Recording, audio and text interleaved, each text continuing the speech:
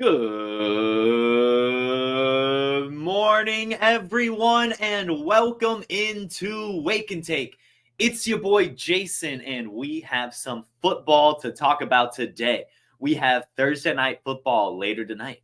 Cam Akers was sent to the Vikings. Kareem Hunt is reunited with the Cleveland Browns, and plenty more to discuss on this morning's Wake and Take. So why don't we sit back? Why don't we relax? Why don't we sip our coffee and enjoy the show?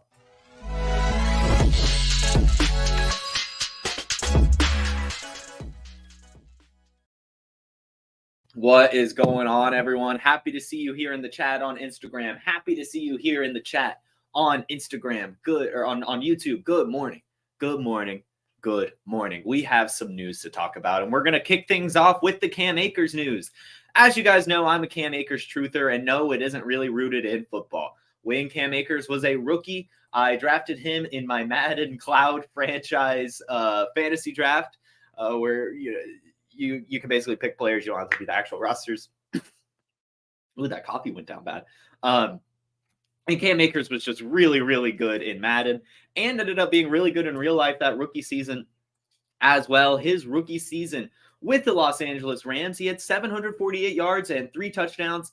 Even had in his first career playoff game, his rookie season on the way to the Super Bowl, ran for 176 yards and a touchdown. The next year, he tore his Achilles in 2021, made a quick recovery, and still ended up coming back for the season and played all 4 postseason games after recovering from the Achilles injury, so that everyone was like, Cam Akers is back for 2022. He's going to be awesome. He's a top 5 dynasty running back. Well, what does he do last year? Well, he comes out last year, is the backup running back to Darrell Henderson, sees less than 30% of these snaps, and is off to a very, very rough start in 2022, all the way up until week 13, where he had the first time over a 43% snap share, and he was electric from then on. 18 points, 8 points, 13 points, 35 points, 14 points, 16 points to end the year on the Rams. He averaged 19.5 points per game over the last 4 games last season. And so everyone said again, Cam Akers is back. Well, what does he do here in 2023? He starts off the year as the starter for the Rams, sees the most snaps, sees the most carries, but looks like shit. He takes 20 carries for like 23 yards and does nothing. He's a healthy scratch the next week. Kyren Williams is a running back 1 in fantasy scoring in back-to-back weeks, and Cam Akers gets sent to the Vikings now in exchange for a 2026 conditional 6th round pick. And no, it wasn't just Akers for that. The Rams also added their 7th round pick conditionally in 2026. So we're talking about conditional pick swaps 2 years from now, 3 years from now, 3 years from now, that these picks will even be utilized. And so basically the Vikings got Cam Akers for free. What does this mean for the Minnesota Vikings? First off, it means that they were not impressed with Alexander Mattison, kind of like everyone else in the fantasy football community. Alexander Mattison has been one of the bigger disappointments this year. Way too expensive ADP. If you tuned into Wake and Take, you knew to avoid him. So congratulations to you guys, the listeners, because you don't have Alexander Mattison on your team. Now Cam Akers goes to Minnesota, and I expect both him and Mattison to be utilized extremely similarly. I expect Cam Akers to be better than Alexander Mattison. And I expect Ty Chandler to basically be relegated to less than 15% snap share while these guys are healthy. And the big concern here for Ty Chandler owners is the fact that I assume, given that Akers and Mattison will be having basically a split workload at this point, that's my expectation, I'm expecting that neither of them are really going to get hurt as well unless something freaky happens. So I think that we're basically talking about a committee here in Minnesota for the rest of the year. I think Cam Akers, to be completely honest, will outscore Alexander Mattison by the end of the year in terms of points in Minnesota. He's reunited with his offensive coordinator, Kevin O'Connell, who was there his rookie season when he looked good, who was there in his playoff run when he looked good. Kevin O'Connell and Cam Akers have worked together 2 years, and I think that that's going to be unlocked here in Minnesota. Again, He came alive at the end of last year, and I think attached now to a better offense with a scheme that he's used to and a coach that doesn't hate him, Cam Akers will return. And I do think that he'll return value. I'm seeing him dropped in a few leagues. I'm definitely picking him back up. And I will say I'm probably going to be comfortable starting him here in a few weeks. It's obviously going to take some time, but once we see, him sniff over a 40% snap share on the Vikings, I think that you can be really, really happy. And we saw last year with TJ Hawkinson, when they traded for TJ Hawkinson, his first game out there, he was thrown to the wolves. He had like double-digit targets, if I remember correctly. And so it's possible that Cam Akers gets used immediately as well, since he's already familiar with the system and he's just a running back. But either way, I expect, at least a slower start. I'm not starting him this week, but I am making sure to roster him. And you know what, guys? I don't care if it's rose-tinted glasses. I like Cam Akers. I do. I think he's a good football player. And when you watch, his return from the Achilles injury, he was still explosive in those playoff games. And if you'll remember, he was the guy who put Budda Baker on a stretcher from trucking him too hard. And so the guy is a dog, and he has talent, and he has athleticism, and he has prior production. And now he's going to a really, really good offense. And so I am buying Cam Akers. I'm in on Cam Akers. I'm never going off. I don't care. I like him, and it is what it is. Cam Akers is one of my guys, one of my dudes. A guy who is not one of my dudes is Kareem Hunt, who is now returning to Cleveland to be the de facto running back 2. Kareem Hunt will not be doing anything to make Jerome Ford less valuable. If you look at Kareem Hunt's usage last year on the Cleveland Browns, it really was not that great. And this contract is only a 1-year deal, up to $4 million with incentives. Kareem Hunt last year on the Browns only had one game where he saw over 50% of snaps and actually only averaged a 31.7% opportunity share on the squad. So with that, and the fact he was 98th in expected points added, that is right. He was supposed to get 6 more points a game on average than he did. 98th among running backs in expected points added, meaning he is extremely inefficient. Kareem Hunt is dust. And if he wasn't utilized last year, I can't imagine he's utilized a ton this year, or else they just would have re-signed him in the first place. And as we talked about on yesterday's Wake and Take, Mike pointed out there's a reason that no team signed Kareem Hunt up until this point. He is washed. We've heard talk from Podfather and Cody Carpentier that he is washed, that he's put on weight. He hasn't been taking care of himself, and teams were not impressed by his limited tryouts. So I'm not expecting really anything huge from Kareem Hunt unless Jerome Ford goes down. I think those of you that spent up for Jerome Ford on Fab are still going to be happy. I think he's going to meet the expectations of your 80 to 90% Fab bids. Jerome Ford is still fantastic. We saw him look electric, and he's still going to get a ton of usage. Again, Kareem Hunt last year, under contract, under a true contract, on a prove-it year, trying to get another contract, was barely used in Cleveland and was incredibly inefficient. And this offense is already taking a step back, or at least not taking a step forward, which is not what you want to see when they were already pretty abysmal last year. So I'm not really in on Kareem Hunt. If you can get a second for him now, I'm doing it. If you can get honestly, maybe even Pierre Strong plus for Kareem Hunt would be a good move, depending on what that plus is. Is Pierre Strong going to be relevant while Kareem Hunt is there? Probably not, unless Hunt gets hurt. I do think that Hunt is the RB2 with Ford as the RB1, and Hunt's just going to go in, maybe some third downs, maybe a little bit of change of pace stuff, but I really do believe that Jerome Ford is going to be the lead back, and it's actually evidenced. The head coach came out and said, Kevin Stefanski came out and said, Jerome Ford is going to be the team's starting running back moving forward. That is per Ari Myra on Twitter. So that's the news with Cam Akers and Kareem Hunt. I'm buying Cam Akers. I'm fading Kareem Hunt. Someone asks, would you keep Akers or Hunt for RB5? I would rather have Akers or over Kareem Hunt for sure. Someone says Cam must have done something to McVay. It had to be. He had to do something. He had to. I really don't understand what happened there at all. Very, very weird situation. Next up in terms of news is we've got some Justin Fields developments. Yesterday in an interview, he blamed coaching for what was going on. He came out and said that basically he's been playing too robotic. And somebody asked why he felt he was playing too robotic, and his answer was simple. He just said coaching.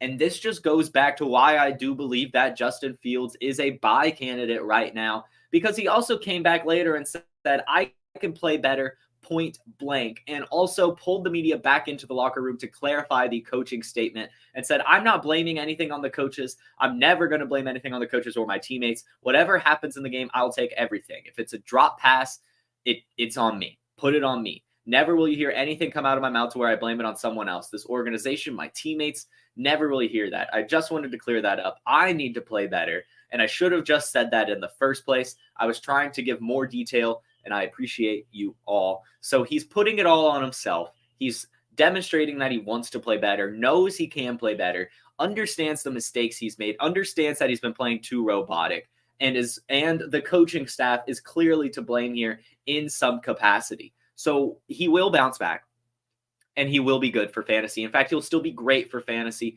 As we know so far, he's already scored at least 15 points in back-to-back games with multiple turnovers. So if he can do that, he'll be fine. He still has the rushing floor. He still has the upside, and we have some developments here. The Bears defensive coordinator, Alan Williams, did resign. So this defense is likely going to look even worse than it already did with a now probably new defensive coordinator, an interim defensive coordinator, whatever they decide to do here. But either way, this defense is probably going to take a step back as well, which was already pretty poor. And so he's just going to have to score more and more points, run the ball more and more, pass the ball more and more. So buy Justin Fields.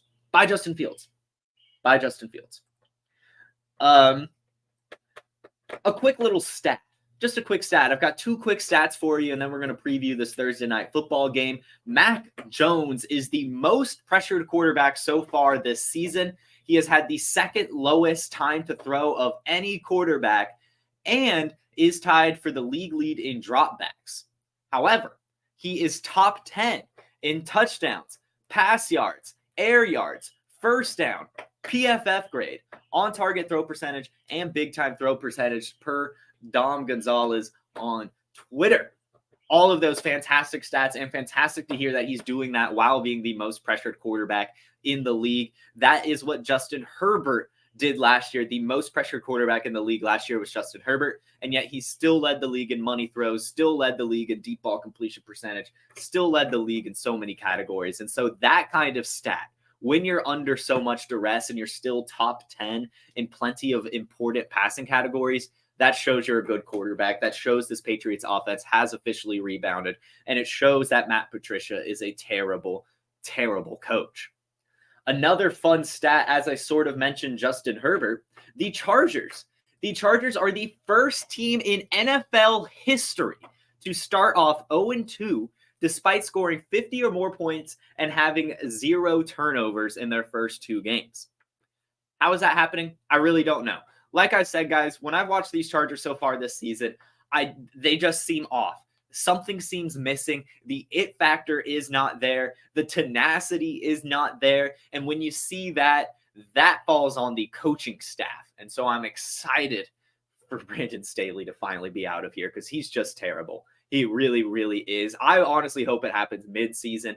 I doubt it does, but still, Chargers head coach Brandon Staley, be on the lookout. I really do think his job is not secure anymore as they continue to skid and continue to not look good at all, despite scoring points and not turning the ball over.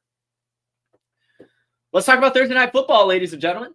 But before we do Thursday Night Football, let's hear a little bit about Sleeper. Hey, we're all starting new fantasy leagues all the time. And more often than not, where do we start our fantasy leagues at Player Profiler? On Sleeper. Because it's the best. You can imagine my excitement when I saw Sleeper rolled out. Sleeper picks, baby. Now, you know I love Kenny Pickett, right? Week 1, who does he face? San Francisco. That's a bummer. So I'm going to be going less than on Kenny Pickett's projected yardage and on whichever quarterback is starting for San Francisco in Week 1. Probably not Trey Lance. But then, who do the Steelers face in Week 2?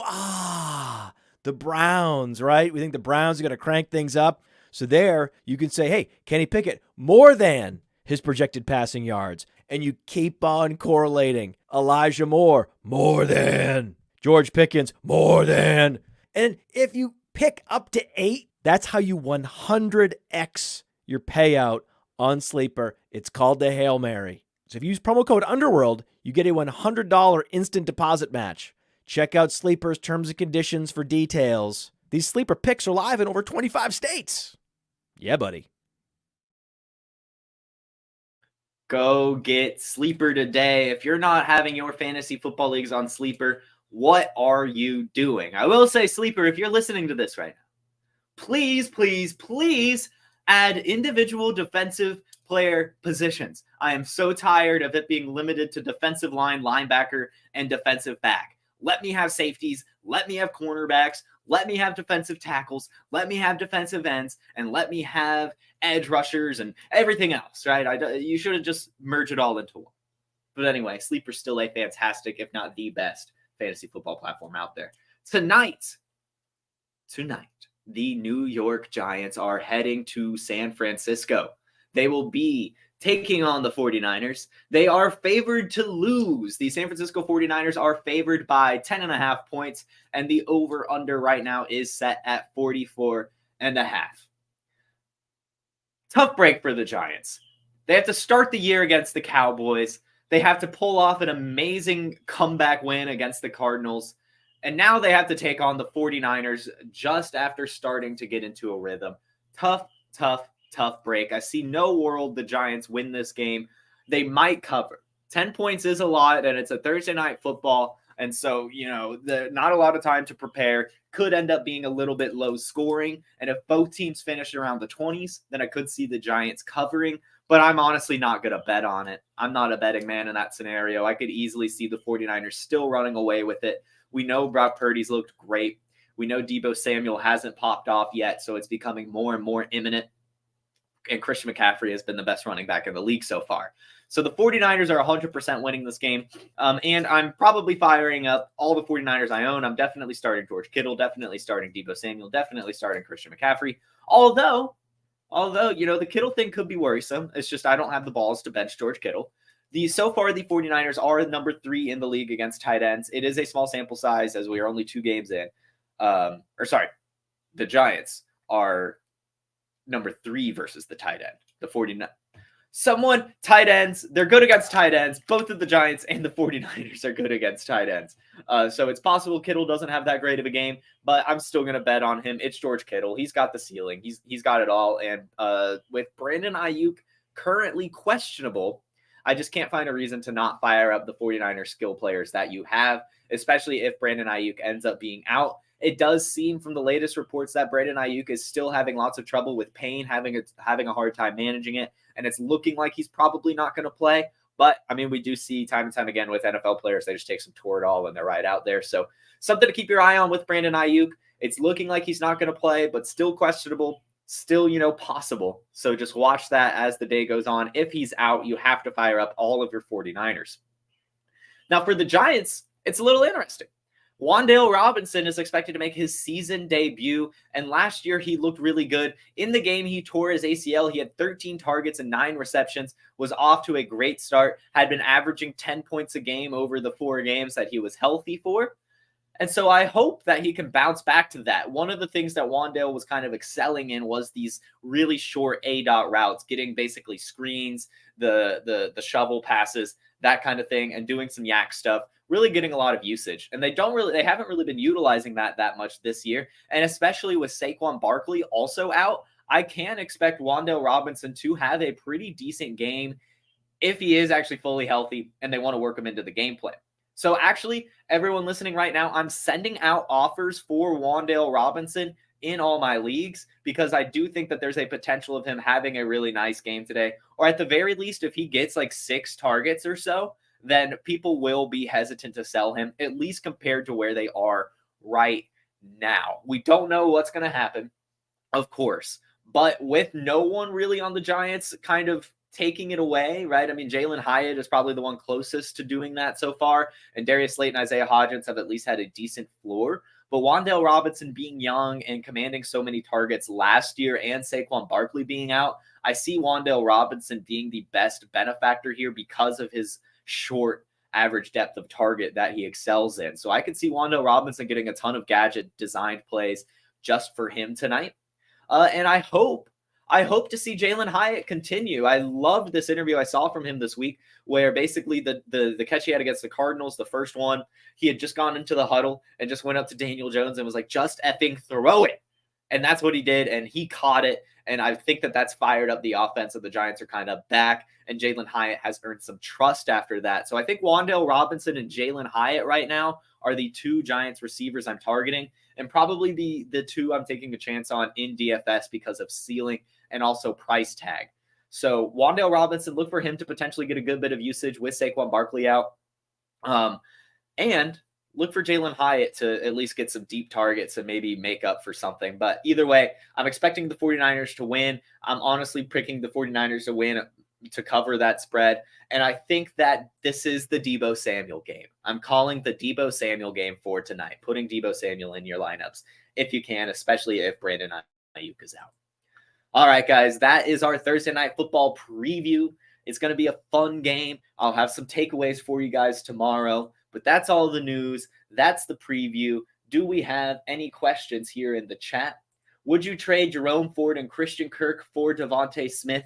Yes, I would. I would 100% do that, Dev. I hope you're still listening. It looks like that came in earlier in the show. But yeah, do that for sure. I think Jerome Ford is going to be a bell cow, and I like Christian Kirk a lot. But Devontae Smith, to me, is a top 10 easily dynasty wide receiver. Top 10 redraft wide receiver, and has a fantastic ceiling and floor, and is a locked-in starter week in, week out. So to get that kind of player for an average price, you have to do that. Play Brock Purdy, yeah. You've always got to play yourself some Brock Purdy, always. And Eric Gray season, maybe. I don't know. I'm staying away from the Giants backfield, guys. Staying away. In fact, if you own anyone on the Giants backfield, I encourage you to sell. I would take a 5th round pick for Matt Breida, being completely honest. I don't even care if he produces this week, tonight, or ever. It's just not worth it to roster him. You're never going to want to start him. He's just sitting there on the bench, and if he pops off, then you're just mad. But I don't think he ever will pop off. He's not that good. The Giants offense hasn't been that good. So I'm moving on from any of the Giants backup running backs. I'm not starting any of them. There's just no point. All right, guys, that looks like it's it. I don't see any more questions. So thank you all so much for tuning in. This was another fantastic episode of The Wake and Take. You guys were a great audience, as always. This was Jason. This was Wake and Take. I'll see you tomorrow on the Player Profiler YouTube, Facebook, and Instagram at 10 a.m. Eastern, maybe actually 9:30. We might be doing a 9:30 start tomorrow. I think the Sonic Truth might be doing 10 a.m. tomorrow. So be on the lookout for the YouTube schedule. Just be ready to tune in if you get that little bell notification. Turn on the Player Profiler notifications. Like, subscribe, follow, and I'll see you all tomorrow. Have a fantastic Thursday. Go set your lineups. Go pick up your players. Go make some trades, and go win your week. Have a good one. Peace. Hey, I want to take a moment to thank you for tuning in. It's important to me that all of our media be free. This is only possible because of you allowing a true independent sports media enterprise to thrive unlike any other in the business. So please subscribe to the All In Package to continue to make all of this possible, to ensure that all of our stats, information, data, content is available to you, especially you, the people that get the site and get the show.